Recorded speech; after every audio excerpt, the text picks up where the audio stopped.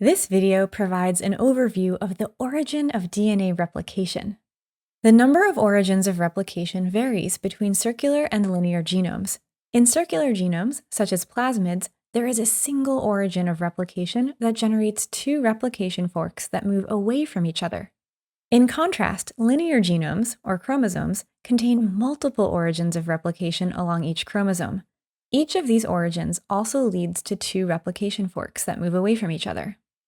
Origins of replication share two common features: a series of short, unique repeated sequences and a series of long, AT-rich repeated sequences. These repeats serve as binding sites for the enzymes involved in the initiation of DNA replication. Let's look at the binding site of this protein step by step. We'll begin with the bacterial origin of replication, which is known as OraC, and which is represented in this diagram. Its length is approximately 240 base pairs, and it contains two types of repeated sequences. The first type is called a DnaA box, which consists of 5 9-base pair repeats, hence referred to as 9-mer repeats. These repeats are crucial for the binding and recruitment of the DnaA protein, which is essential for initiating replication. The second set of repeats contains 13 base pairs and is known as a 13-mer repeat. These act as the sites for opening the double helix when DNA replication commences. The role of the DnaA protein is vital. Its operation is ATP dependent, which means that it has to hydrolyze ATP to function. DnaA contains two types of DNA binding domains.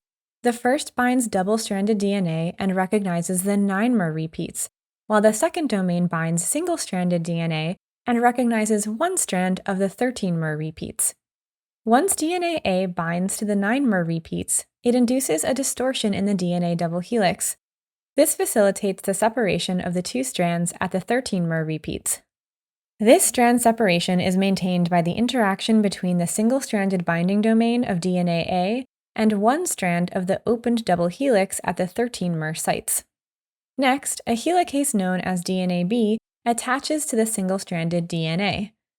DnaB is a hexameric enzyme composed of 6 subunits.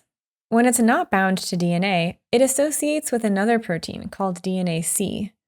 DnaC's operation is also ATP dependent. It's described as a helicase loader, as it is responsible for preventing DnaB's helicase activity until it is bound to the origin of replication. Once strand separation occurs, one DnaB helicase binds to each strand, so that two helicases are present at the origin of replication. This action triggers the further separation of the DNA strands in a 5' to 3' direction, which leads to the formation of two replication forks that move in opposite directions. The next step involves DNA helicase recruiting primase, the enzyme necessary for synthesizing RNA primers. Each helicase recruits a primase, which results in the synthesis of two primers, labeled here as primer 1 and primer 2. Each primer anneals to its respective template strand. At this point, DnaC will dissociate from the helicase, thus allowing the helicase to continue opening the two replication forks. Finally, two DNA polymerase III holoenzymes are loaded at the origin of replication. Each primer recruits one sliding clamp, which allows the holoenzyme to attach to the 3' end of the primers. The polymerase then elongates primer 1 and primer 2 by adding deoxyribonucleotides to the 3' ends of the primers, which ultimately initiates the synthesis of the leading strands. The strands labeled LG1 and LG2 serve as templates for the synthesis of the first two Okazaki fragments, which will contribute to forming the lagging strands. LG1 is for the left replication fork, and LG2 is for the right replication fork. The replisomes are now fully active. The left replisome contains one core DNA polymerase III that synthesizes the leading strand, designated as LS2, and another core polymerase III that synthesizes LG1.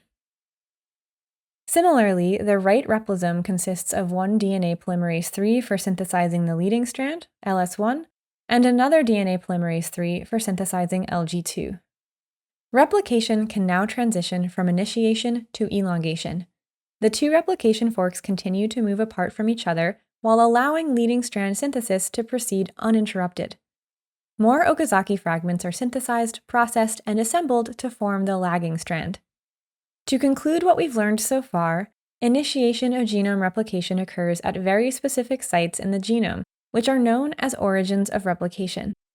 This process leads to the formation of two replication forks and is dependent on sequentially recruiting proteins. Initially, proteins that promote the opening of the double helix are recruited. Subsequently, proteins that facilitate the recruitment of DNA polymerase are brought in. Finally, the two DNA polymerase holoenzymes are assembled, which completes the preparation for DNA synthesis.